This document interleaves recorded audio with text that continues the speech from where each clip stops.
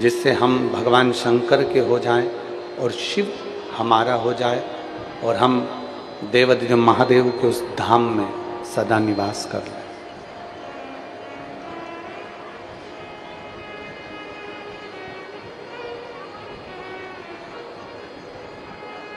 बड़े दुखी होते हैं लोग।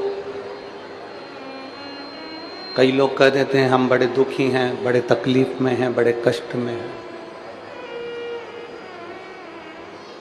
शिव महापुराण की कथा कहती है, पहले तो आप भगवान भोलेनाथ जी को धन्यवाद देना सीखो कि आपको कोई जानवर बनाकर पैदा नहीं करा, मेरे भोलेनाथ जी ने मनुष्य बनाकर पैदा किया।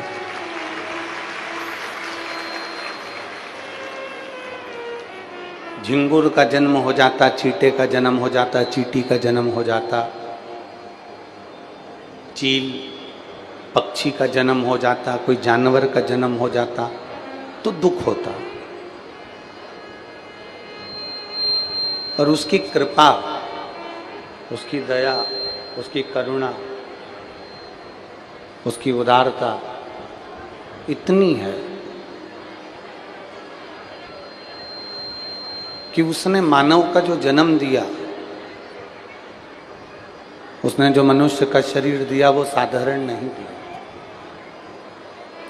और तेरी कृपा बिना ना हिले एक भी अणु, लेते हैं श्वास तेरी कृपा से। बखान क्या करूं मैं राखों के ढेर का, चपटी भगोत में खजाना कुबेर का। हे गंगधार मुक्ति द्वार ओंकार तू, बाबा ओंकार तू। आयो शरण तेरा शंभु तार तार तू। उसने जो जन्म दिया वो साधारण जन्म हमारा है ही नहीं। एक तो मनुष्य की देह मिल गई, मानव का शरीर मिल गया। दूसरा, नर्मदा जी के घाट पर रहने का मौका मिल गया। तीसरा, कहीं भोलेनाथ जी ने कृपा अपने ललाट पर लिखी थी तो ओमकारेश्वर की पवित्र भूमि पर शिव महापुराण की कथा। ऐसा नहीं कि ओमकारेश्वर की पवित्र भूमि पर कथा नहीं हुई, सत्संग नहीं हुआ। जिस पवित्र भूमि पर आप और हम कथा सुन रहे हैं, मार्कंडे भगवान ने धर्मराज युधिष्ठिर को इसी ओमकारेश्वर की पवित्र भूमि पर मां रेवा के तट पर, मां रेवा की रज पर मार्कंडे ऋषि ने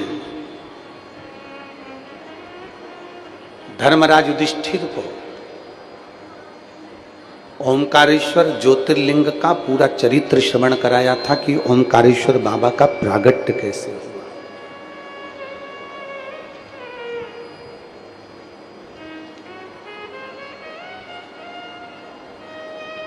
और ऐसा नहीं है कि यहां कथा नहीं होती, कथा निरंतर चलती रहती। हमारे मालवा के संत परम पूज्य संत श्रोमणी पंडित श्री कमल किशोर जी नागर जी ने तो पूरे निमाड़ को भी भगवान की भक्ति में ऐसा डुबा कर रखा है कि कहीं से भी निचोड़ो तो कृष्ण नाम ही निकलता।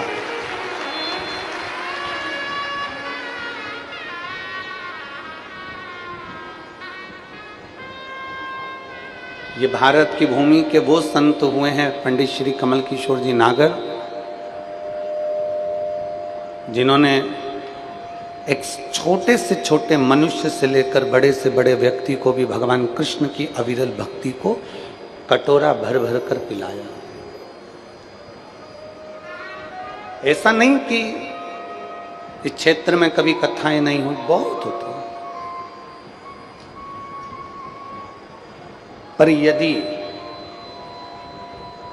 आपको शंकर की भूमि पर शंकर की ही कथा सुनने का मौका मिल रहा है ना, तो ये उसकी कृपा है, ये उसकी उदारता है।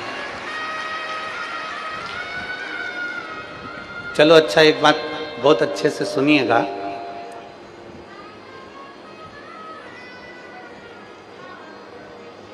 किसी के घर में जाकर अगर कोई कहे ना कि तुम्हारे लड़के ने बहुत अच्छा कार्य किया, तुम्हारे पति ने बहुत अच्छा कार्य किया, तो उसकी पत्नी, उसकी बेटी, उसकी बहू, उसके परिवार वाले बड़े खुश होते हैं। आज सबसे बड़ी प्रसन्नता का विषय यह है कि हम देवाधिदेव महादेव के घर में बैठकर उनका गुणगान कर रहे हैं और उन्होंने जो जो किया है उसका बखान कर रहे हैं कि बाबा ने हमको क्या किया।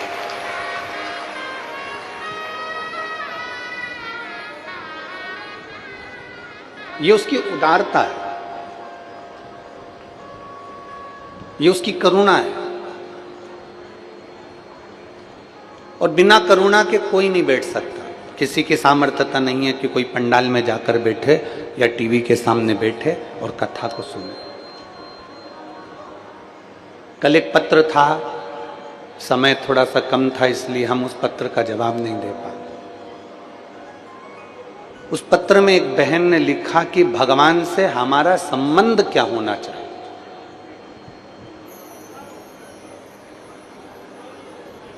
हम भगवान से कौन सा संबंध रखें। तो हमने कई बार शिव महापुराण की कथा में कहा कि भोले बाबा को आप अपना बाप मान लो, आपका पिता मान लो, और शंकर जी के जब जब मंदिर जाओ तो ये सोचकर जाना कि मैं अपने मायके में जाकर अपने पिता से मिलकर आ रही हूं, अपने पिता से। और मान लो हम भगवान से संबंध कैसा रखें, और इतना भी आप संबंध नहीं बना सकते तो एक संबंध जैसे राम जी और शबरी का संबंध था, ऐसा संबंध आप और हमारा भगवान का और आपका होना चाहिए।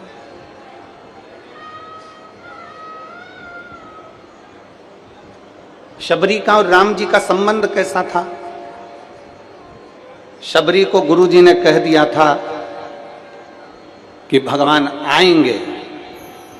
शबरी को गुरुजी ने कह दिया था कि राम आएंगे। शबरी को गुरुजी ने कह दिया था कि भगवान का दर्शन तुझे यहां होगा।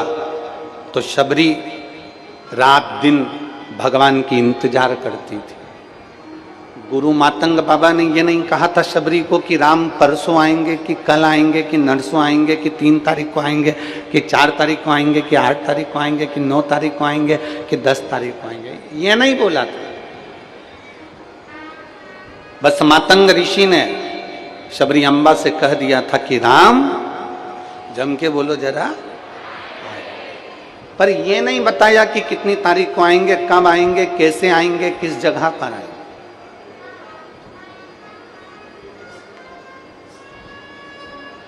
आप में से कई माताएं ऐसी बैठी हैं, आप में से कई भाई ऐसे बैठे हैं जिनको हकीकत में ये विश्वास ही नहीं हो रहा होगा कि अपने ओमकारेश्वर में कथा हो रही है, शिव महापुराण की कथा हो रही है, पक्के में कथा हो रही है। और पूरे ओमकारेश्वर में जितने मेरे भगवान देवाधिदेव महादेव की शरण में जितने परिवार रहते हैं और मानधाता की इस पवित्र भूमि पर जितने जितने लोग रहते हैं, जितने जितने शिव भक्त रहते हैं, इनके पास में दूर दूर से फोन आए होंगे। क्यों? हमने सुना है ओमकारेश्वर में कथा हो रही है। क्यों? हमने सुना है ओमकारेश्वर में शिव महापुराण की कथा होने जा रही है। क्यों? हमने सुना कि मानधाता की नगरी में शिव महापुराण की कथा होने जा रही है। कितने कितने बड़वाई वालों से पूछो कितने फोन आए होंगे। यहाँ आसपास में बूंदी वालों से, खंडवा वालों से, हरसूद वालों से, इधर आसपास वालों से, सबसे पूछो कितने फोन आए होंगे कि लोगों ने पूछा होगा क्यों कथा हो रही है, क्यों कथा हो रही है। क्योंकि विश्वास नहीं था। शबरी को मातंग बाबा ने कह दिया था कि राम आएंगे, वो बस उसका इंतजार करती रही कि राम आएंगे, राम आएंगे, राम आएंगे, इंतजार में लगी रही, इंतजार में लगी रही। रोज रंगोली डाल देती, बुआरी काट देती, झाड़ू लगा देती, सफाई कर देती और इंतजार करा करती, बहुत इंतजार करती।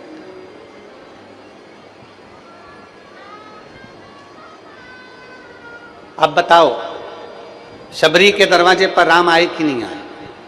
अरे बोलो तो जम के।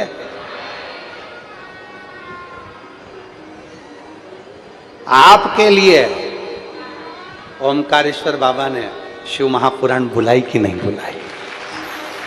आपके लिए।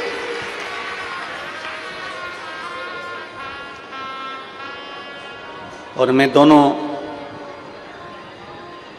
श्री नारायण पटेल जी विधायक जी को और श्री सचिन बिरला विधायक जी को धन्यवाद देता हूं। दोनों विधायकों ने और पूरी पंचायत ने, यहाँ के जो सरपंच हैं, यहाँ के जो व्यवस्थापक हैं, यहाँ के एसपी, कलेक्टर, कमिश्नर आदि, टीआई, कांस्टेबल जितने भी हैं, सबने बहुत बहुत सुचारू रूप से उसका इंतजार किया, आएगा। राम जी और शबरी का जो संबंध है, ऐसा संबंध हमारा होना चाहिए। तुमने सुन लिया कथा में कि एक लोटा जल चढ़ाने से तकलीफ मिटेगी। अगर गुरु के वचन पर शबरी ने विश्वास करा, मातंग ऋषि के वचन पर, तो राम जी के वचन अर्थात गुरु के वचन पर जब भरोसा करा, गुरु के वचन पर जब विश्वास करा, तो राम जी को शबरी के दरवाजे पर आना पड़ा। आपका विश्वास जिस दिन दृढ़ हो जाएगा, आपका भरोसा जिस दिन पक्का हो जाएगा और आपने सोच लिया कि मैंने गुरु जी के मुख से सुना है, एक बेलपत्री खाने से रोग निवारण होता है, एक बेलपत्र खाने से कैंसर जैसा रोग भी समाप्त हो जाता है, एक बेलपत्र खाने से किडनी, लीवर तक काम करना प्रारंभ कर देती है, एक लोटा जल भगवान देवादिदेव महादेव को चढ़ाकर आचमन करने से सारे रोग मिट जाते हैं। जब तुमने पक्का भरोसा कर लिया कि सफेद आंकड़े की जड़ कमर में बांधूंगी, मेरी संतान होगी, पशुपति व्रत करूंगी, मेरा काम हो जाएगा, मैं बाबा को बेलपत्री के पेड़ के नीचे ब्राह्मण के जोड़े को भोजन कराऊंगी, मेरी गोद भरा जाएगी, ये सब कुछ आपने एक विश्वास के साथ, एक भरोसे के साथ पक्का मान लिया, विश्वास पक्का कर लिया, तो मेरे ओमकारेश्वर बाबा को भी तुम्हारे वचन को पक्का करने के लिए आकर तुम्हारी गोदी भरना है। एक भरोसा पक्का करो, एक विश्वास पक्का करिए।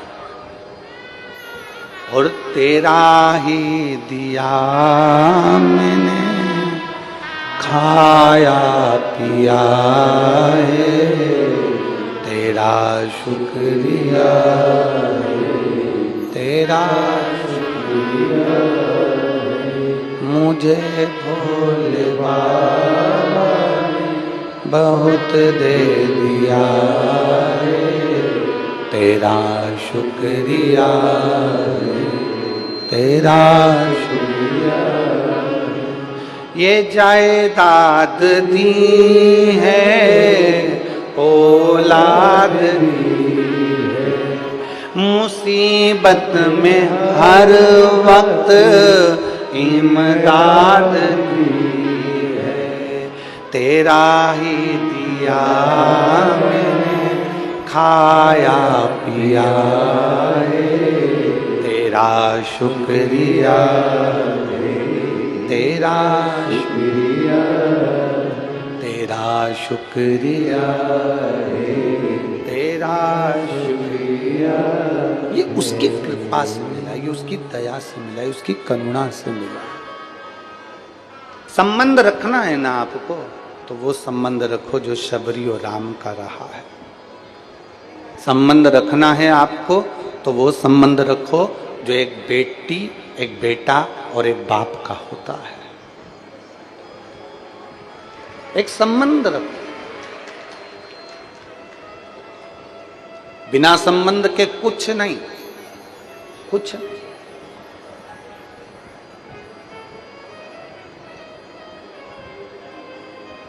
शंकर जी के मंदिर में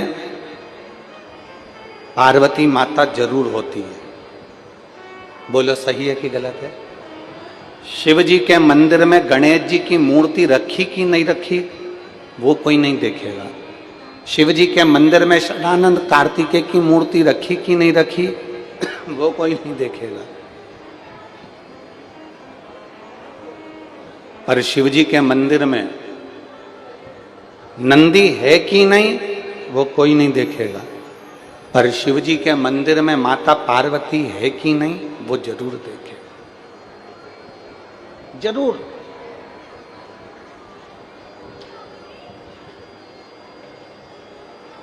यहां परली बैजनाथ वाले सोमानी जी यजमान पद ग्रहण करे हैं, बैठे होंगे। कहाँ बैठे हैं? आगे बैठे होंगे। हाँ, ये बैठे हैं। ये परली बैजनाथ वाले सोमानी जी हैं, जिनके पिताजी ने सीहोर में कुबेरेश्वर धाम पर कथा करवाई थी ऑनलाइन।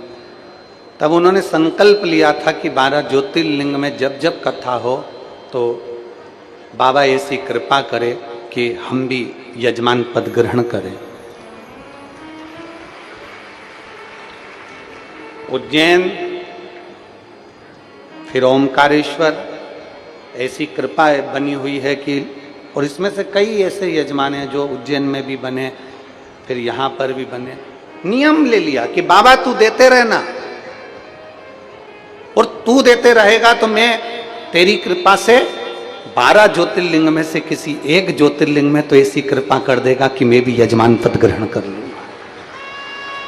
ये तेरी कृपा।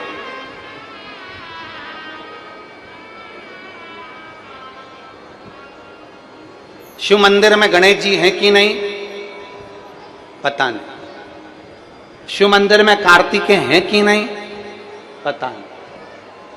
शिव मंदिर में नंदी है कि नहीं पता नहीं। पर शिव मंदिर में माता पार्वती का होना जरूरी है।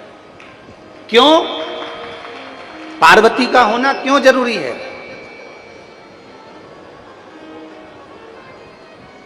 एक बार भगवान देवादिदेव महादेव से माता पार्वती जी ने पूछ लिया था, नाथ आप जहां रहते हो तो मुझे रहना क्यों जरूरी है? आपके शिवालय में मेरा होना क्यों जरूरी है? माता पार्वती जी ने शिव जी से प्रश्न किया।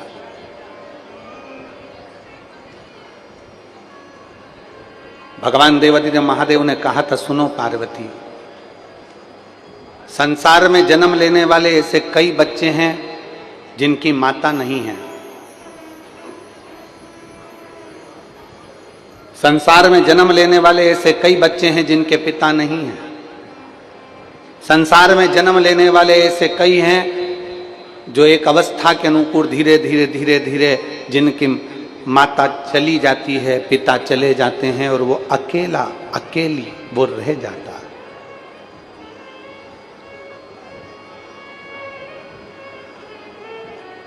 दुनिया के लोगों को लगे कि उनकी माता नहीं है, पर पार्वती जिस मंदिर में, जिस शिवालय में लोग मुझे प्रणाम करने आएंगे ना, तेरा दर्शन अगर उसको उस शिवालय में हो जाएगा तो माता की कमी उसकी जिंदगी में कभी नहीं रहेगी।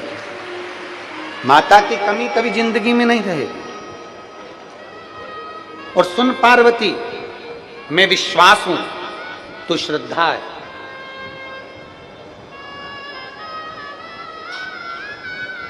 सुन पार्वती, मैं विश्वास हूं तू श्रद्धा है। मेरे धाम तक अगर किसी भक्त को पहुंचना है, मेरे करीब अगर किसी को पहुंचना है, तो ये 2 चीजें उसके पास में होना जरूरी है। एक शंकर पर विश्वास और एक गुरु की वाणी पर श्रद्धा होना जरूरी है। वो पहुंच जाए, वो मेरे करीब तक पहुंचे। अब जरा विचार करिए, जरा देखिए, अगर आप पंडाल की दशा देखेंगे, हम तो एलईडी पर भी बोलेंगे, आस्था चैनल वालों को बोलेंगे, टीवी पर दिखाइएगा, पंडाल की स्थिति देखेंगे तो पूरे पंडालों में कहीं पांव रखने की जगह नहीं है। धूप में लोग खड़े हुए हैं, लोगों ने अपनी अपनी चादर, अपना अपना छाता धूप में लगाकर बैठे हुए हैं। और यही की यही स्थिति पूरे रोड पर, ओमकारेश्वर मोड़ टक्का के रोड पर गाड़ी से जाकर देखना, पूरे रोड पर पेड़ों के नीचे लोग अपनी अपनी दरी बिछाकर, चादर बिछाकर आराम से बैठकर कथा का रसपान ग्रहण कर रहे हैं। इतना ये विश्वास, ये श्रद्धा, ये भरोसा, ये भक्ति, ये दृढ़ता ही तो है जिसके बल पर आपको परमात्मा का दर्शन होता है और परमात्मा को अपना भक्त प्राप्त होता है। ये विश्वास की दृढ़ता, ये भरोसे की दृढ़ता। अगर विश्वास नहीं हो तो परमात्मा कहां है?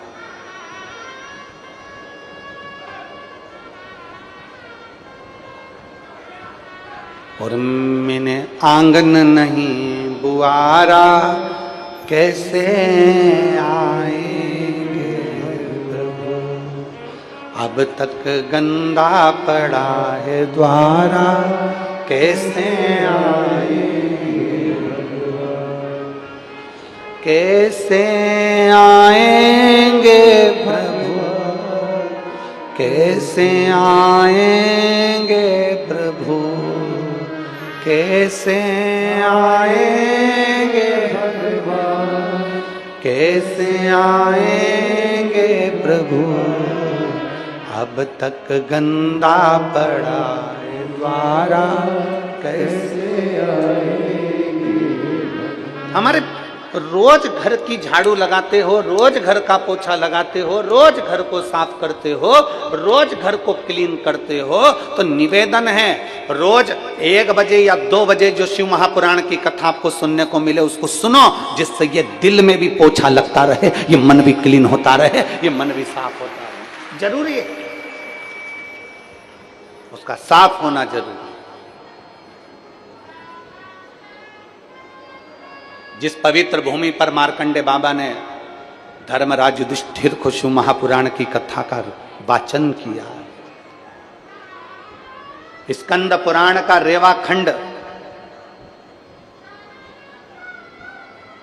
मार्कंडे बाबा श्रवण करा रहे हैं धर्मराज युधिष्ठिर को। मार्कंडे बाबा श्रवण करा रहे हैं धर्मराज युधिष्ठिर को कि शंकर कैसे प्रकट हुए, शिव कैसे आए, शंकर कैसे आए, कैसे पहुंचे हैं।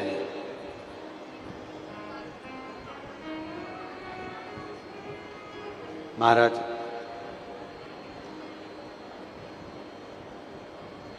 जिस भूमि पर संत, साधु, गुरुजन, तपस्वी जन तप करते हो,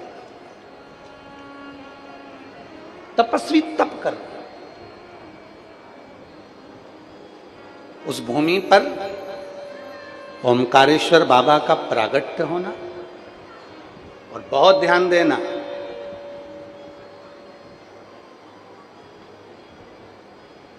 इस पवित्र भूमि पर सबसे पहले शंकर जी प्रकट हुए, उससे पहले जो पीछे तुमको ओम दिख रहा है, बोलो जम के बोलो, दिख रहा है, इस भूमि पर मेरे देवाधिदेव महादेव का शिवलिंग प्रकट हुआ, उससे पहले मेरे देवाधिदेव महादेव ने डमरू का नाद कर कर सबसे पहले ओम को प्रकट करा था, ओम अक्षर को प्रकट करा। किसके लिए? ऐसी क्या जरूरत पड़ गई मेरे देवाधिदेव महादेव को कि 12 ज्योतिर्लिंग भगवान वाणी नहीं बोले, 12 ज्योतिर्लिंग में कहीं शंकर भगवान ने अपने शब्द नहीं दिए, 12 ज्योतिर्लिंग में कहीं शंकर भगवान ने अपने शब्द का घोष नहीं करा, 12 ज्योतिर्लिंग में शंकर भगवान ने कहीं ओम अक्षर नहीं दिया, 12 ज्योतिर्लिंग में कहीं शंकर भगवान ने ओम का नाद नहीं करा। केवल 12 ज्योतिर्लिंग में से एक ज्योतिर्लिंग ओमकारेश्वर ऐसा है जहां शंकर भगवान ने ओम का नाद किया।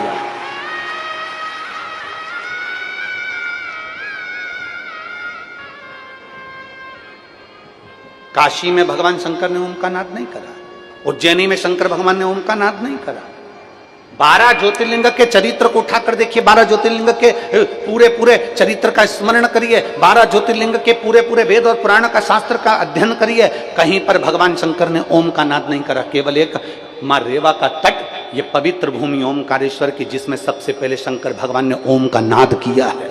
सबसे पहला ओम का नाद शिव जी ने किया। किसके लिए? मार्कंडे ऋषि कह रहे हैं, मार्कंडे बाबा कह रहे हैं, धर्मराज युधिष्ठिर से सुनो धर्मराज,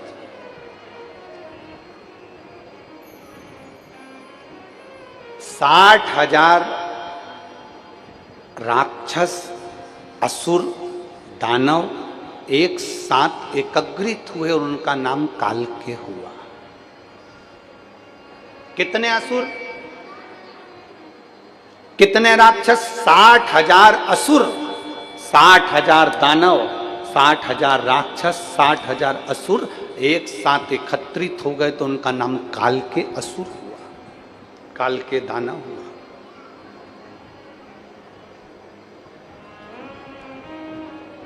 अगस्त ऋषि भगवान शंकर की भक्ति में लगे रहते थे। अगस्त बाबा तो अगस्त बाबा, शिव की उपासना उनकी निरंतर चलती थी। अगस्त ऋषि ने देवाधिदेव महादेव के साथ में माता पार्वती का स्मरण किया, मां को याद किया। जैसे अभी हमने कथा में कहा था कि मां के रूप में माता पार्वती जी मंदिर में, देवालय में, शिवालय में बैठी, और बहुत जरूरी है।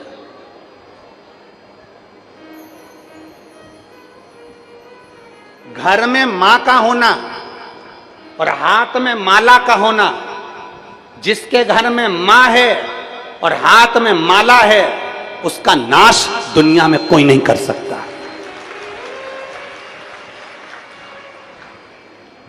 जो अपनी मां का आदर करता है और हाथ में पड़ी हुई माला का आदर करता है, जो मां का आदर करता है और गले में पड़ी हुई कंठी, गली में पड़ी हुई माला का आदर करता है, मालूम पड़े तुलसी की माला गले में पहन ली, रुद्राक्ष की माला गले में पहन ली और दुनिया की निंदा कर रहे हो, कोई मतलब नहीं। तुम्हारी कंठी पहनने से तुम्हें कोई मतलब नहीं। कंठी का मतलब क्या होता है? तुलसी की कंठी पहनते उसका मतलब क्या है? रुद्राक्ष की कंठी पहनते उसका मतलब क्या है? तुलसी की कंठी तुमने गले में धारण कर ली और कह दिया हमने गुरुजी से मंत्र लिया था इसलिए तुलसी की कंठी पहनी है, हमने मंत्र लिया था इसलिए रुद्राक्ष की कंठी पहनी है। कंठी का मतलब क्या होता है? कंठी का मतलब यह है कि हमारे कंठ से, हमारी वाणी से, हमारे शब्द से कभी भी किसी का आहित ना हो, किसी को गाली ना दी जाए, किसी का अपमान ना किया जाए, किसी को शब्द ऐसा ना कहा जाए जिससे किसी को कुछ मन में घात लगे। कंठी का मतलब है अपने कंठ को सुधार लो।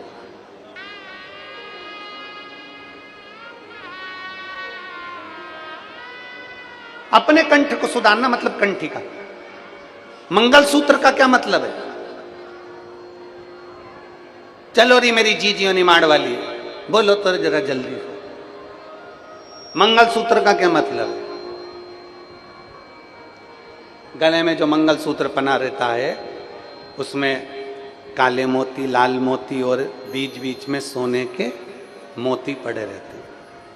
मंगलसूत्र का मतलब है कि तेरे गले में ये जो मंगलसूत्र पड़ा हुआ है, मतलब तू अकेली नहीं है, तेरे साथ पीछे से कोई कोई तुम्हें बल देने वाला, कोई तुम्हें ताकत देने वाला पीछे से तेरे साथ कोई ना कोई कदम मिलाकर चलने वाला तेरे साथ चल रहा है। ये मंगलसूत्र।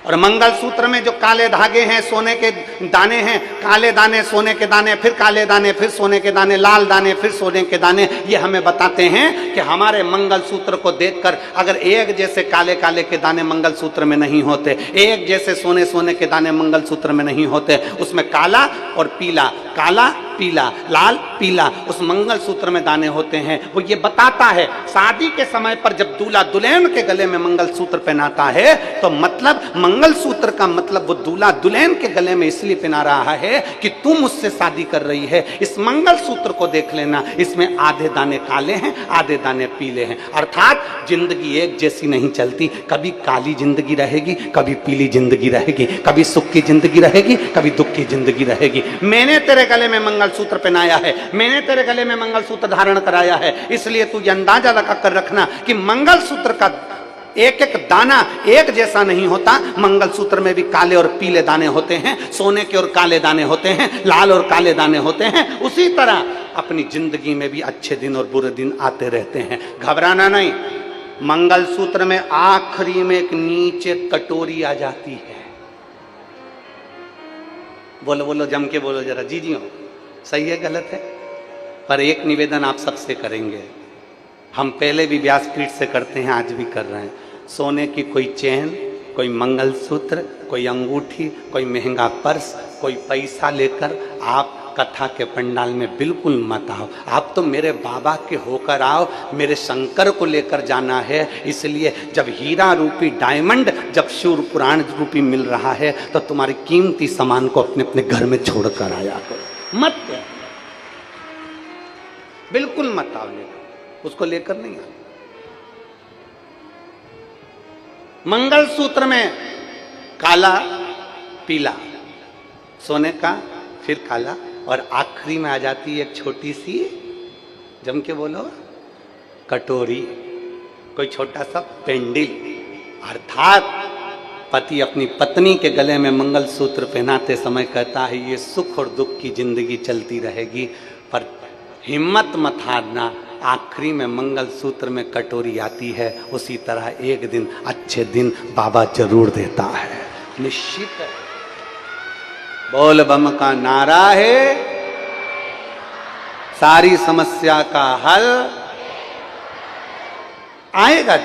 दिन अच्छे भी आएंगे, बुरे भी आएंगे। तो भगवान शंकर की कथा कर रही है, घर में माँ का सम्मान मत भूलो, अर्थात माँ का आदर करो और हाथ में पड़ी हुई माला का आदर करो। गले में पड़ी हुई कंठी से अपने कंठ की शोभा बढ़ाओ। केवल कंठी पहनकर नहीं रहना, बल्कि अपने कंठ से कभी अपशब्द नहीं कहना, कभी अपशब्द।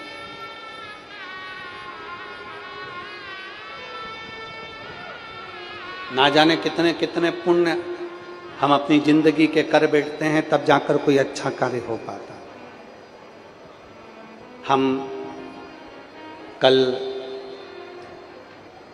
वो यशराज महाराज जी से कह रहे थे कि अपन जिनके यहाँ ठहरे हैं कोई सोनी परिवार में, कोई विशाल जी वगैरह सोनी जी का फार्म हाउस है, उसमें हम लोग ठहरे हुए हैं। तो हम उनसे कह रहे थे यशराज को कि कितने पुण्य वाले जीव होंगे कि हमारे एक तो ठाकुर जी की सेवा, दूसरे हमारे शंकर जी की सेवा, तीसरी हमारी माला जाप अनुष्ठान हमारे पूरे यहीं चल रहे हैं। इस मकान का वास्तु हुआ कि नहीं हुआ, इस मकान में कोई ठहरा कि नहीं ठहरा मालूम नहीं, पर ना जाने कौन से पुण्य उस सोनी परिवार ने करे होंगे कि देवाधिदेव महादेव कुबेर भंडारी उसमें आकर अपना अनुष्ठान जाप और पूजन कर रहा है। ये कितना कहाँ से पुण्य लेकर आए होंगे, सोचो कहाँ से पुण्य ला।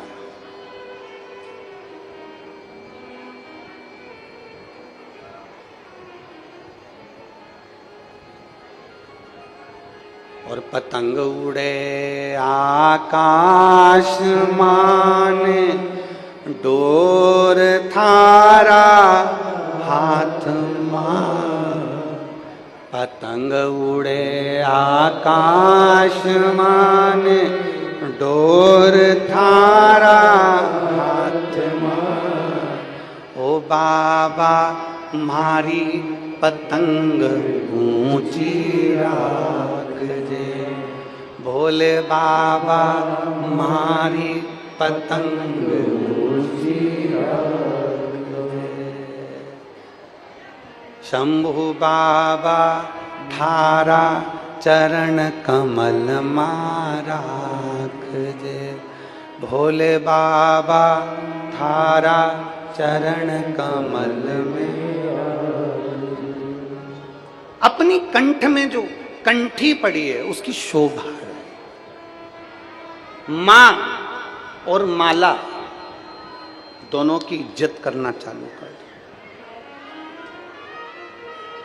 घर में मां का होना जरूरी है और हाथ में, जम के बोलो जरा, माला का होना जरूरी है।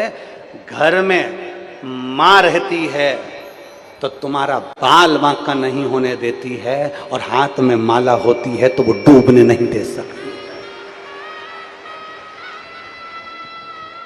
वो डूबने नहीं देगी। पर आजकल एक नया जमाना आ गया, माला की जगह लोग बाग वो कंजन कहाँ से कंजन कौन सा बटन वाला सिस्टम लिया है। एक इतनी बड़ी घड़ी जैसा होता है, वो हाथ में लगा रहता है ना, यूं यूं दबाते रहे। देखी कि नहीं देखी तुम लोगों ने? अरे बोलो तो सही, देखिए इतनी बड़ी रहती है ना, उंगली में वो पहन लो, नहीं बस ऐसे ऐसे दबाता। हमने पूछा एक दो जीजियों से, हमने एक दो जीजियों से पूछा, क्यों री ए इंदौर वाली जीजी, ए कमला, कही हाँ गुरु जी। तो हमने कही है, कही है? तो क्या कल गुरु जी वो माला है। हमने कहा माला तो दिखी नहीं रही है 108 मन का की, कहीं दिखी नहीं। अरे गुरु जी आजकल का फैशन यही है, तो हम तो यूं यूं दवाई ले उसके।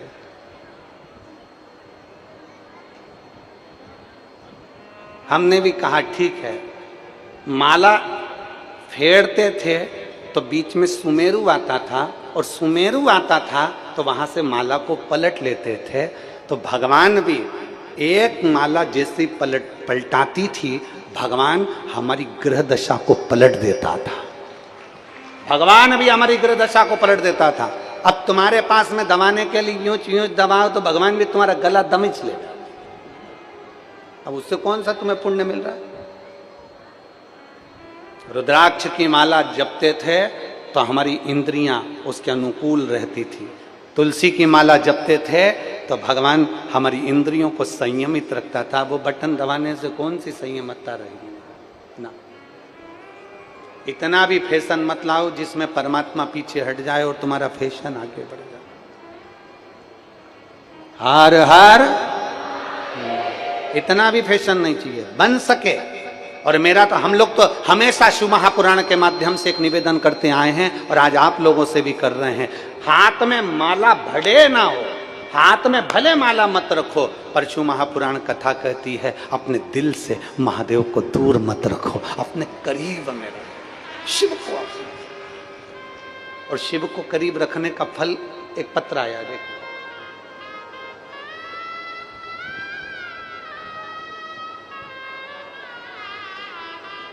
मेरा नाम सीमा यादव है, पति का नाम अशोक यादव है, मेरा मोबाइल नंबर ये है। हम ओमकारेश्वर गांव धावड़िया के निवासी हैं। कौन सा गांव है? धावड़िया, ठीक है? सही बोला है? ठीक है, तुम समझ गए ना, बस बहुत है। मेरा नाम सीमा यादव है। कहीं बैठी हो सीमा जी तो हाथ हिला सकती हैं। सीमा यादव आप ही हैं? मेरा नाम सीमा यादव है, पति का नाम अशोक यादव है, मोबाइल नंबर ये है। हम ओमकारेश्वर के पास गांव धावड़िया के निवासी हैं। बच्चे आए हैं क्या साथ में? दोनों आए? लिया, दोनों को लिया।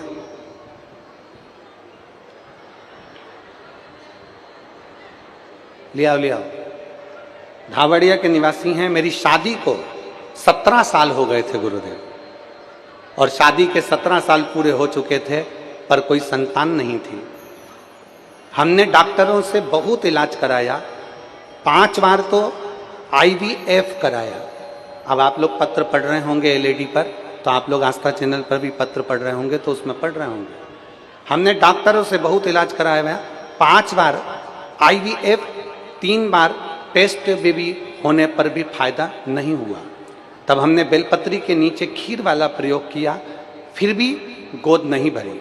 मेरी ननंद के बताने पर हमने पशुपतिनाथ का व्रत और आंकड़े की जड़ का प्रयोग किया, और मेरा 5वां सोमवार था कि डॉक्टरों से इलाज के लिए हम बताने के लिए गए, और मालूम पड़ा कि मेरा गर्भ ठहर गया। ये शिव भक्ति है। 5 बार आईवीएफ करा लिया, 3 बार टेस्ट बेबी करवा लिया।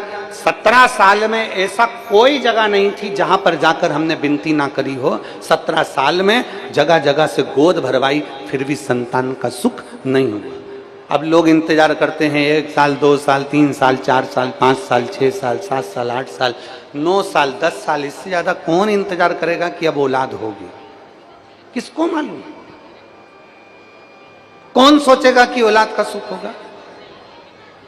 किसको मालूम? और कौन विचार करेगा? 5-7 साल तक लोग इंतजार करते हैं, उसके बाद विचार करने लगते हैं कि अब संतान का सुख नहीं।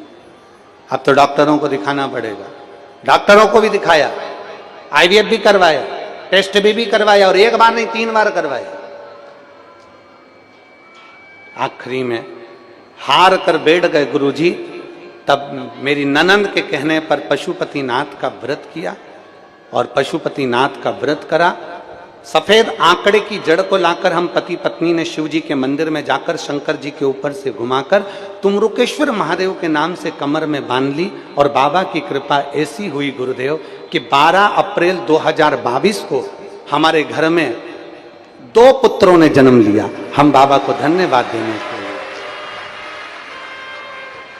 देवता देते हैं पल्ला झाड़ कर, और मेरा कुबेर भंडारी देता है छप्पर। ये उसकी कृपा।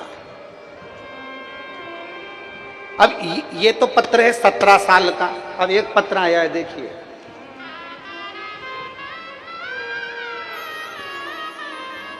मैं सपना अशोक केवट, निवासी धामनोद, जिला धार की रहने वाली हूं। कहीं बैठी हैं? कहीं बैठी हो तो हाथ हिला सकती हैं। मैं सपना अशोक केवट, निवासी धामनोद, जिला धार की रहने वाली हूं। कहीं बैठी हो तो हाथ हिला सकती हैं। इधर बैठी हैं, हाथ हिलाओ जरा। कैमरे वाले इधर कैच करिए, देखो इधर। एक बार हाथ हिलाओ वापिस, कैमरे वालों को दिख जाओगे। लियाओ दोनों बच्चों को लियाओ। 17 साल के बाद इनके यहाँ संतान हुई, उसके लिए एक बार जोरदार ताली बजाकर दोनों पुत्रों को प्रणाम करो। भगवान को प्रणाम करो। चलो प्रणाम करो, प्रणाम करो, प्रणाम करो।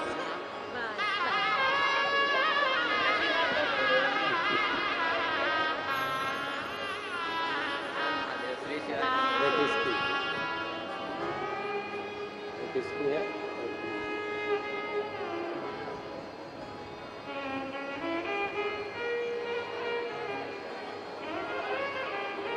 बधाई। श्री शिवाय। 17 साल के बाद देवाधिदेव महादेव ने दिए, और 2 दिए। ये उसकी कृपा। एक पत्र और बड़ा सुंदर है। सपना अशोक केवट, निवासी धामनोद, जिला धार की रहने वाली। बैठी हो तो हाथ हिलाइएगा। कहीं बैठी हो तो हाथ हिलाइएगा। मैं बाबा का क्या गुणगान करूं गुरुदेव। हमारी शादी को कई साल निकल गए थे। 10 साल तक तो हमने इंतजार करा औलाद के लिए, पर नहीं हुआ। 15 साल तक भी औलाद नहीं हुई। 19 साल निकल गए गुरुदेव, और 19 वर्ष तक हमारे घर में औलाद का सुख नहीं हुआ। तब गुरुदेव, एक बार मेरी मम्मी ने आपके बारे में बताया, और आपकी कथा सुनना प्रारंभ करी। टीवी के सामने आसन लगाकर पहली बार कथा सुनी, और पशुपतिनाथ का व्रत किया। हम आपको पहचानते नहीं थे, पर आपकी वाणी पर भरोसा कर कर हमने कथा सुनकर बेटमा की कथा में हम पहुंच गए। और बेटमा की कथा पंडाल में बैठकर सुनी। आप कहते हो ना कि पंडाल में बैठकर कथा सुनने से बाबा देता जरूर है। हमने बेटमा की कथा पंडाल में बैठकर सुनी, और बाबा का मैं क्या गुणगान करूं गुरुदेव। केवल 2.5 महीना निकला था और गर्भ ठहर गया। 19 वर्ष के बाद में मेरे घर में संतान की प्राप्ति हुई। मेरे घर में एक बेटे ने जन्म लिया। मैं बाबा को यहाँ धन्यवाद देने के लिए आई हूँ। कहीं बैठी हो तो हाथ हिला सकती हैं। सपना अशोक केवट, निवासी धामनोद, जिला धार की रहने वाली। लाइन अच्छी है, आप और हम सब गुनगुनाते हैं। तेरी कृपा बिना नाही एक भी लेते हैं श्वास तेरी कृपा से। बखान क्या करूं राखों के ढेर का, चपटी बहुत में खजाना हे गंगाधार मुक्ति द्वार ओमकार तू, भोले ओमकार तू, आयो शरण तिहारी शंभु तार। कहीं बैठी हो तो बच्चे को लेकर यहाँ आ सकती हो। शिव तत्व है।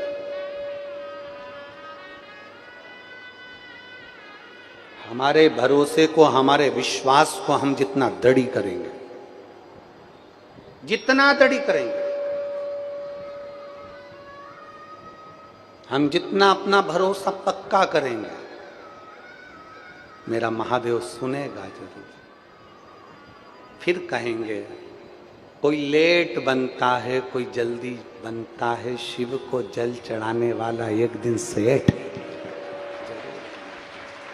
थोड़ा समय लग सकता है, थोड़ा समय लग सकता है।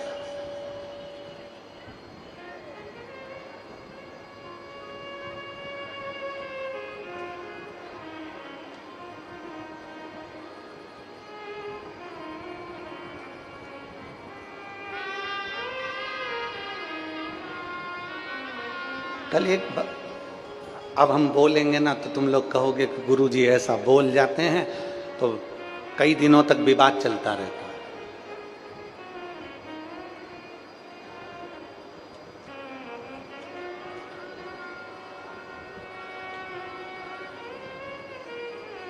मन तो करता है कि नहीं बोलें, पर जवाब तो देना ही पड़ता है ना। कल एक पत्र कक्ष में किसी ने भेजा, आप चाहोगे तो हम वो कक्ष का पत्र तुमको दिखा भी देंगे। उन्होंने लिखा,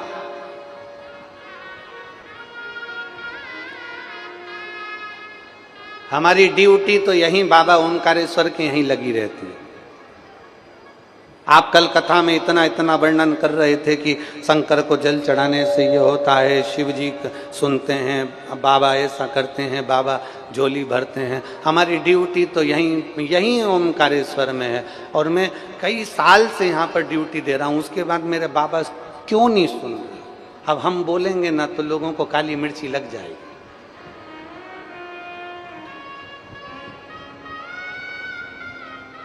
ईमानदारी से बोले ना, अभी तक तुम जो ड्यूटी कर रहे हो ना, वो सरकार की कर रहे हो। जिस दिन मेरे ओमकारेश्वर बाबा की कर लेते ना, उस दिन तो झोली भर कर ही लेकर जाओ। अपने कमाने का उद्देश्य छोड़कर जिस दिन शंकर को अपना बनाने का प्रयास करोगे, उस दिन मेरा महादेव तनख्वाह देना प्रारंभ करेगा। उस दिन वो देगा, और वो तनख्वाह देता है तो खाली नहीं रहती है। दुनिया की तनख्वाह में और मेरे महादेव की तनख्वाह में बहुत अंतर है। वो एक लाइन हम लोग गुनगुनाते हैं, मेरे बाबा तेरी नौकरी सबसे बढ़िया है, सबसे तेरे दरवाजे की चाकरी सबसे बढ़िया, सबसे जब से तेरा गुलाम हो गया, तब से मेरा भी नाम हो गया। हम उसके आसिफ, एक माँ ने लिखा, मेरे बच्चे की किडनी और लीवर दोनों बेकार हो गया। पत्र देखिए,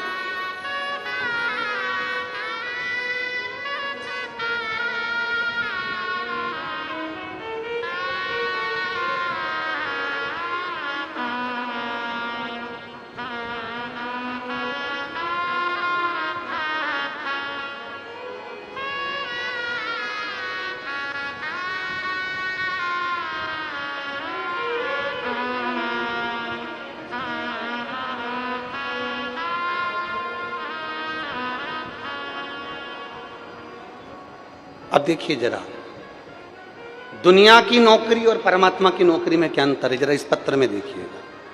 मैं राधा बिरली सनावत से हूं, मेरा मोबाइल नंबर ये है। राधा जी कहीं बैठी हो, राधा बिरली सनावत से, आप ही हैं बेटा? आ जाइए, एक बेलपत्र लेकर जाइए, आइए।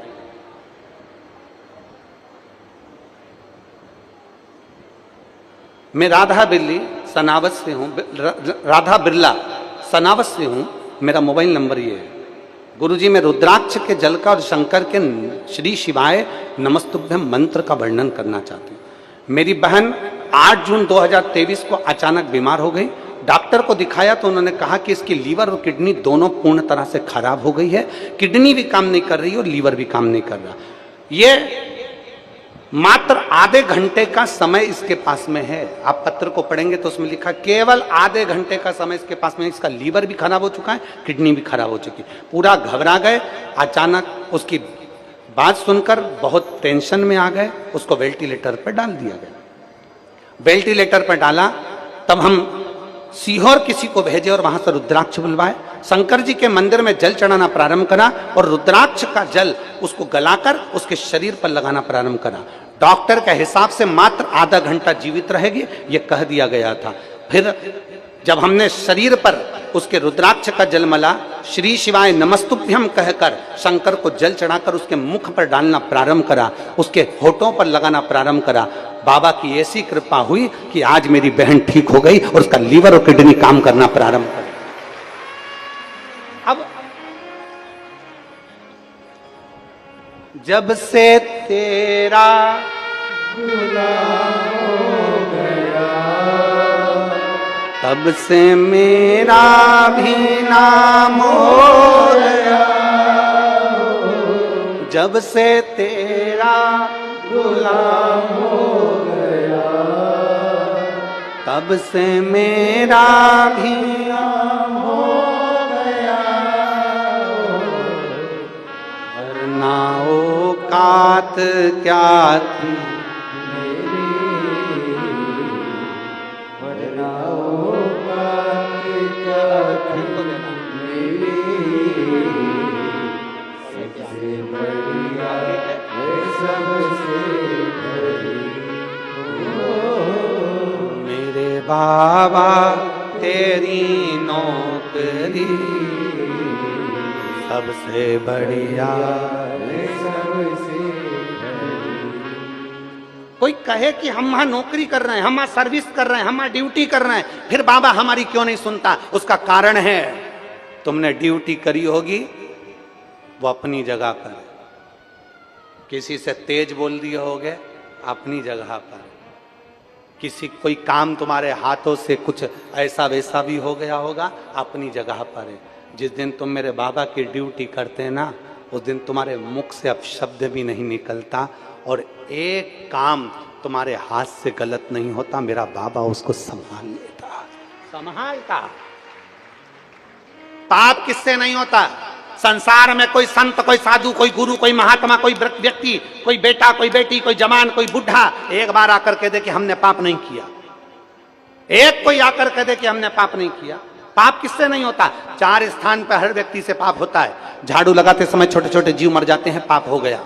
अग्नि जलाते समय पतंगे जल जाते हैं, पाप हो गया।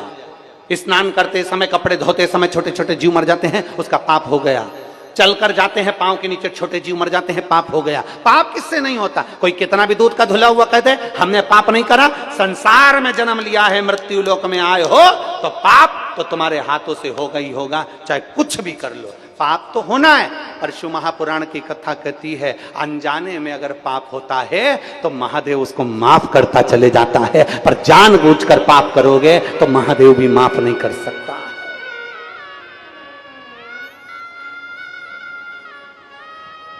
अनजाने में पाप करोगे तो महादेव भी तुमको माफ नहीं कर सकते। मत बुरे कर्म कर वरना पछताएगा। सुन लो जरा अच्छे से, तेरा क्या होगा रे कालिया। अरे भगवान की आंखों से तू बच नहीं पाएगा, तू बच नहीं पाएगा। बड़ा बड़ा कठिन है, समझना कठिन है ना कि क्या क्या। अरे लगे उसकी भक्ति में, उसकी नौकरी में, उसकी सर्विस में लगे, उसकी ड्यूटी कर रहा है।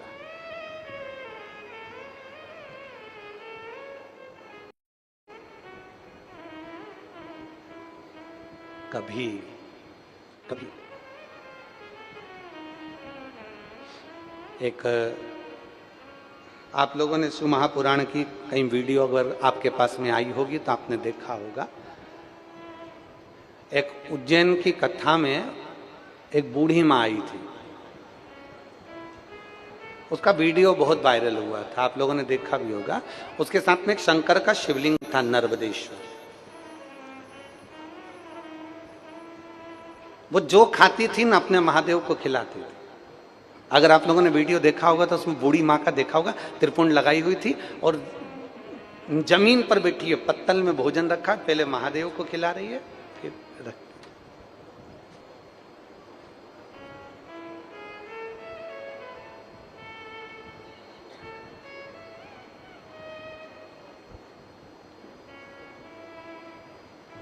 सात दिन में एक दिन हम भी भोजनशाला में जाते हैं दर्शन करने के लिए, कथा स्थल घूमने के लिए जाते हैं।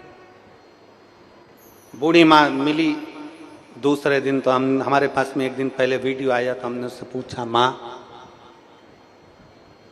कहाँ से आई हो? कहा महाराष्ट्र की रहने वाली। हमने कहा ठीक है। माँ तुम कल वो भोजन करा रही थी महादेव को पत्तल में? हाँ। कहां से भोजन लाई थी? कहा मेरे पास में 3 दिन से भोजन नहीं था, तो मेरी पड़ोसन ने उसके पास में जो भोजन रखा हुआ था वो मुझे दे दिया। 3 दिन पुराने भोजन का तुम भोग लगा रही थी? मेरा नियम है, जो मैं खाऊंगी मेरे महादेव को दूंगी, जो मैं पहनूंगी वो महादेव को दूंगी, जो मेरा है वो मेरे महादेव का है, जो मेरा है।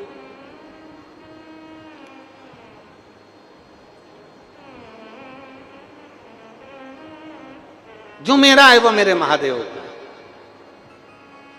हमने कहा मां तुम महादेव को लेकर चलती हो तो महादेव के खाने का सामग्री साथ में लेकर नहीं चलती? कहने लेकर तो आई थी पर बैग कोई चुरा कर ले गया। आप महादेव को इतना देती हो, महादेव ने आपको कुछ दिया है कि नहीं दिया? अब पूछने में तो आनंद की बात है, अगर कोई सत्संगी मिल जाए तो थोड़ा समय अच्छा सा आनंद में हो जाता है। महादेव ने आपको कुछ दिया है? वो माँ कहती है मेरा एक बेटा तो डॉक्टर है और एक बेटा कलेक्टर की गाड़ी चलाता है, दोनों ही अच्छी पोस्ट पर हैं और बाबा की कृपा दृष्टि है, मेरे घर में कोई कमी नहीं है। ये मेरे महादेव ने दिया है। मैं अनपढ़ हूं, मैं पढ़ी लिखी नहीं हूं, पर मेरे बच्चों ने विद्याध्ययन किया, मेरे बच्चों ने कर्म किया और मेरे बच्चे अच्छी जगह पहुंच गए। ये उसकी कृपा है जिसकी मैं आराधना करते आ रही हूं, जिसकी मैं चाकरी करते आ रही हूं। बहुत समझने वाला विषय है।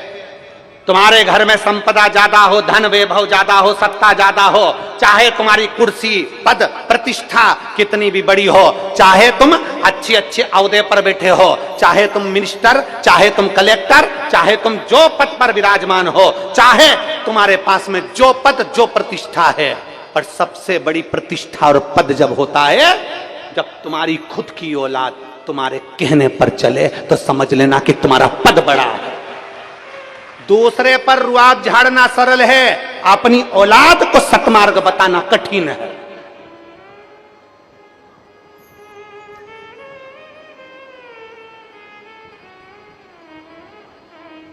एक मास्टर, पढ़ाने वाला टीचर 50 बच्चों को, 50 स्टूडेंट को पढ़ाता है, उनकी किस्मत बना देता, उनका भाग्य बना देता है।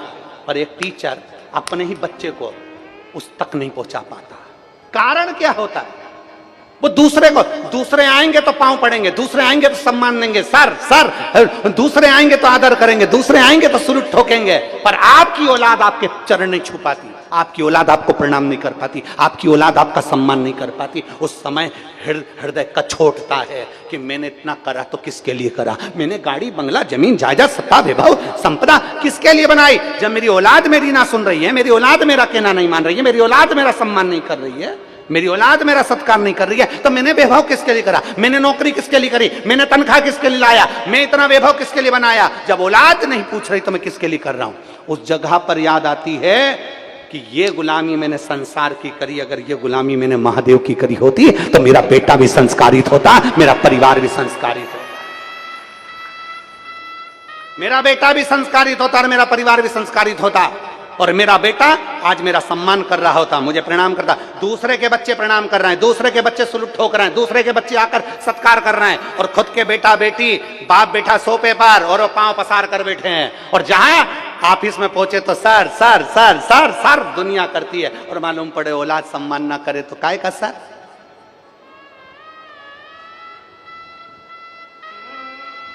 और जिस दिन तुम्हारी औलाद तुम्हारा सम्मान ना करे उस दिन मेरे महादेव को याद करना और थोड़ी सी गुलामी उस शंकर की करना प्रारंभ करना।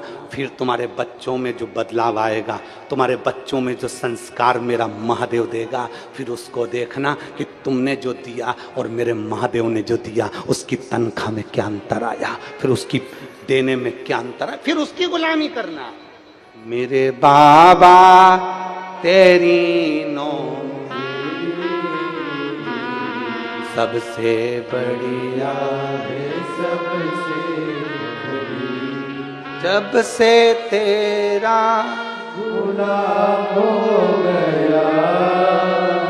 तुम ना गाओ, ये जितने शिव भक्त हैं सब गाएंगे, आप भी तो गुलाम हो बाबा के, प्रेम से बोलो। जब से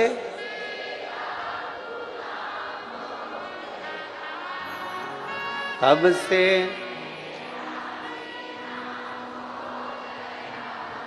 वरना वो कात क्या थी मेरी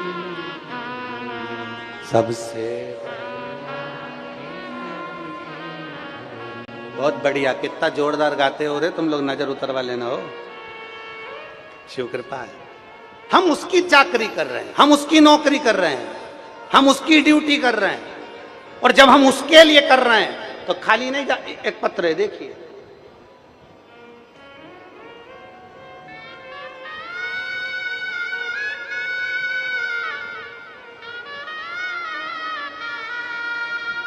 कृष्णा परिहार, पूजापुरा, जिला देवास। कहीं बैठी हो तो हाथ हिला सकती हैं। कृष्णा परिहार, पूजापुरा, बागली, जिला देवास। कहीं बैठी हो तो हाथ हिलाइएगा, अगर कहीं बैठी हो तो हाथ हिला सकते। दिख गए कृष्णा परिहार, आ जाओ कृष्णा, आइए।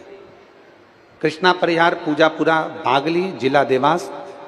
गुरुजी मुझे 5 साल से ब्रेन ट्यूमर था। पत्र को आप लोग एलईडी के माध्यम से, टीवी चैनल आस्था के माध्यम से देख सकते हैं। कृष्णा परिहार, पूजापुरा, बागली, जिला देवास का रहने वाला। गुरुजी मुझे 5 साल से ब्रेन ट्यूमर था। मैंने भारत के टॉप 5 हॉस्पिटल, दिल्ली का एम्स, मुंबई का प्रेम और बेंगलोर का निमाम्स हॉस्पिटल, जो कि एशिया का सबसे बड़ा मस्तिष्क का अस्पताल है, वहाँ भी सभी डॉक्टरों ने मीटिंग ली और कहा था कि ये गठान बहुत अंदर है, ब्रेन में जो गठान है बहुत अंदर है, इसे निकालने में बहुत तकलीफ होगी, ये बच्चा कोमा में भी जा सकता है, इसको सुध नहीं आएगी और ये कोमा में चले जाएगा, होश नहीं रहेगा। अब करें तो करें क्या। तभी मैंने सीहोर के रुद्राक्ष के पानी के बारे में सुना और बाबा की ऐसी कृपा हुई गुरुदेव, हम लोग सीहोर गए, वहां से रुद्राक्ष लिया, शिव जी के मंदिर जाना प्रारंभ कर दिया। रोज मंदिर जाता, शंकर को जल चढ़ाता, आचमन करता, नंदी के पास बैठकर बेलपत्र खाता, शिव जी के चढ़े हुए जल को पीना प्रारंभ कर दिया, रुद्राक्ष का जल का आचमन करता, एक लोटे जल का मैं क्या वर्णन करूं गुरुदेव। अगले महीने बाबा की कृपा वापिस, अभी मेरे ब्रेन में जो दिक्कत थी वो धीरे धीरे मुझे कम हुई। अब मेरा वापिस बाबा की कृपा से एमआरआई होने वाला है और मुझे पूरा भरोसा है। मेरे बाबा ने जो मुझे तकलीफ थी उससे तो निजात दे दिया, बस एमआरआई भी बाबा की कृपा से अच्छा ही आएगा। ये शिव कृपा, ये शंकर की। जहां पर अब वो लिख रहा है पहले जो तकलीफ थी उससे मुझे निजात मिला और मेरा बाबा चाहेगा तो मेरा दुखड़ा हरेगा। आप भरोसा, विश्वास और उसकी दृढ़ता, बहुत जरूरी। भरोसा, विश्वास, उसकी दृढ़ता।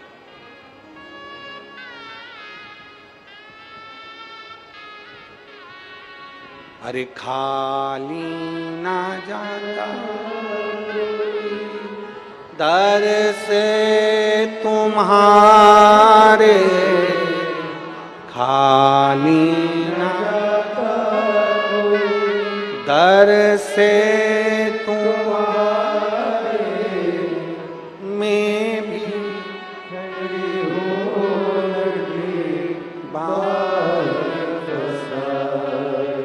अपने हृदय से लगा लो, लगा लो, गिरा जा रहा हूँ,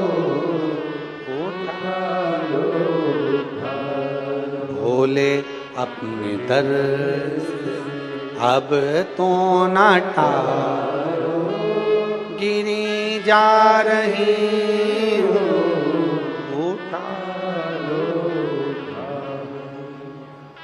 मार्कंडे बाबा कह रहे हैं धर्मराज युधिष्ठिर से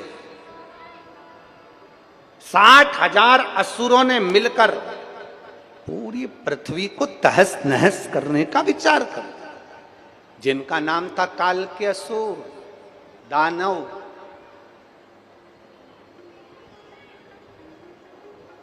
अब वो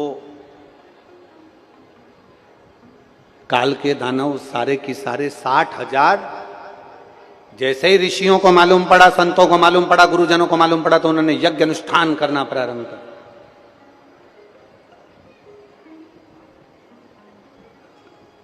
और जो यज्ञ अनुष्ठान करना प्रारंभ किया, उस यज्ञ अनुष्ठान का इतना फल हुआ कि काल के को लगा, वो 60,000 असुरों को लगा कि ये हमारे ऊपर आक्रमण है, कुछ भी करो यज्ञ अनुष्ठान बंद करवा दीजिए। और यज्ञ अनुष्ठान बंद कर दिए, सारे काल के ने फिर आक्रमण कर लिया, अपना सत्ता इकट्ठी कर ली, इकट्ठी करी, क्रोध आ गया अगस्त बाबा को।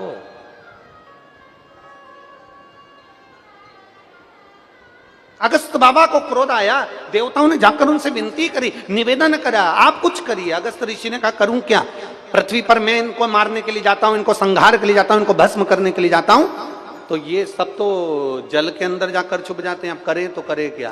तो कहा आप कुछ कर सकते हो। अगस्त ऋषि ने कहा मैं शंकर की और माता पार्वती की आराधना करता हूं और मुझे विश्वास है मेरा देव अधिदेव महादेव और मेरी माता पार्वती जरूर कोई हल करेंगे। माँ जगतजननी ने आकर तुरंत उसी पल, उसी क्षण, उसी घड़ी अगस्त ऋषि से कह दिया। माँ पार्वती जी आकर बोली अगस्त बाबा सुनो, एक काम करो, जैसे ही सारे के सारे काल के जल के अंदर जाकर समुद्र में छुपते हैं, तुम सारे समुद्र का पानी पी जाओ और अपने पेट के अंदर समुद्र को सुखा दो। जैसे ही सुखाओगे ये सब मर जाएंगे, ये सब समाप्त हो जाएंगे।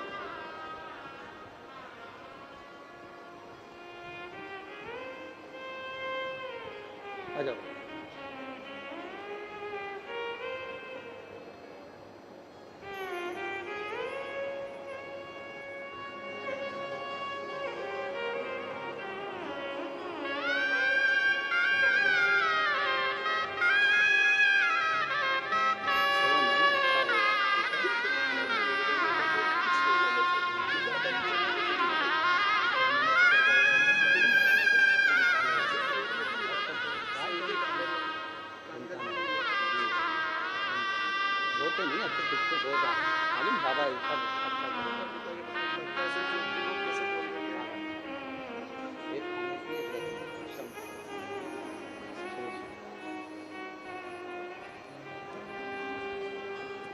बालक कह रहा है डॉक्टर 6 महीने का कह दिए थे, पर बाबा की कृपा से 3 साल से चल रहा है और बाबा चला रहा है।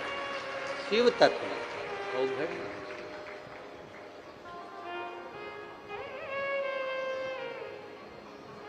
और रिश्ता तेरा मेरा सबसे प्यारा, रिश्ता तेरा मेरा सबसे प्यारा, तू मेरा बाबा मैं हूँ तेरा लाला, मैं हूँ तेरा लाला, तू मेरा बाबा मैं हूँ तेरा लाला, मैं हूँ तेरा लाला। शिव तत्व की प्राप्ति औघड़ी है शम्भु, औघड़ी। अगस्त ऋषि ने मां पार्वती का कहना माना, मां आप कह रही हो? हाँ। समुद्र निकल गए, पूरे पेट में उसको सुखाने का प्रयास कर, राइट? काल के सब प्राण छूट गए, कुछ बचे, कुछ काल के बच गए, छुप गए, समुद्र में से बाहर निकलकर छुप गए थे, इसलिए बच गए। अब करें तो करें क्या? कौन मार सकता है? कौन मारेगा? कहा इंद्र, वरुण, गरुण, किसी देव में वो बल नहीं है कि कालके को मार दे। केवल एक, जिसने भगवान का संग कर कर शिवलिंग के निर्माण करे हों और शंकर के निर्माण कर कर भगवान शंकर की जिसने आराधना करी हो, केवल वही मार सकता है, केवल वही, उसके सिवाय कोई नहीं मारेगा।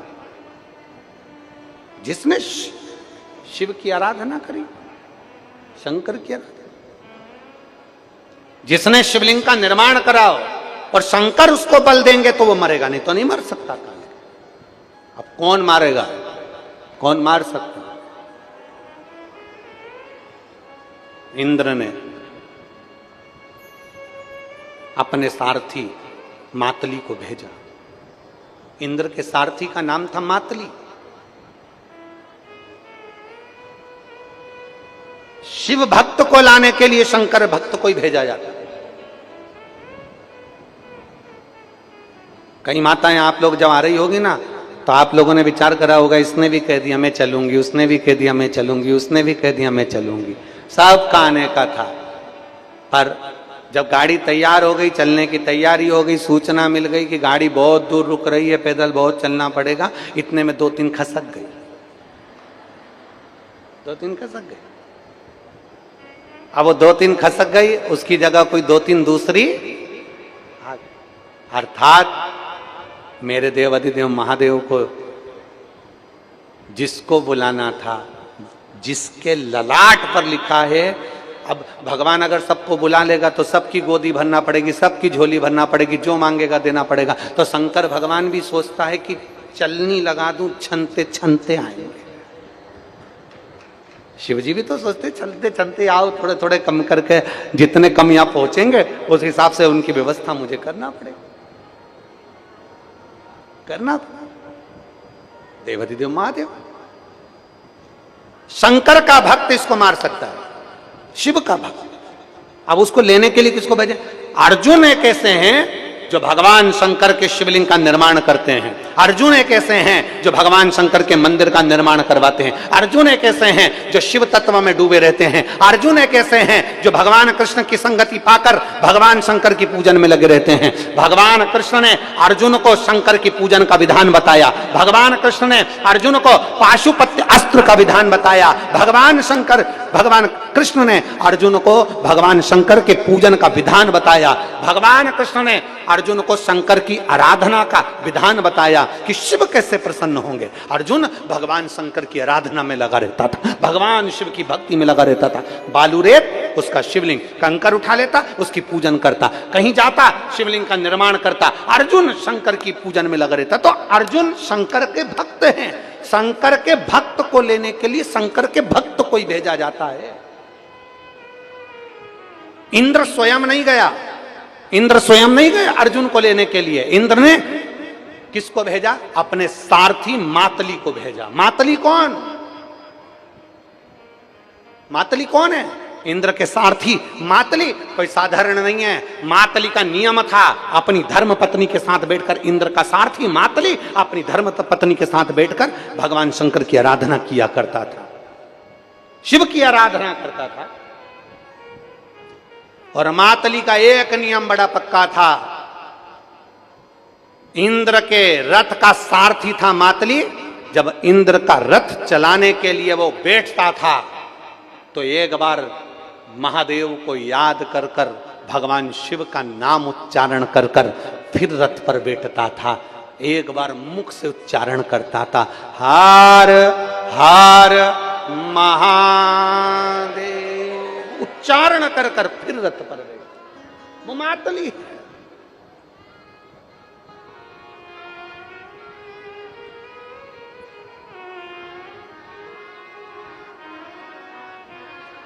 वो मातली। और महाराज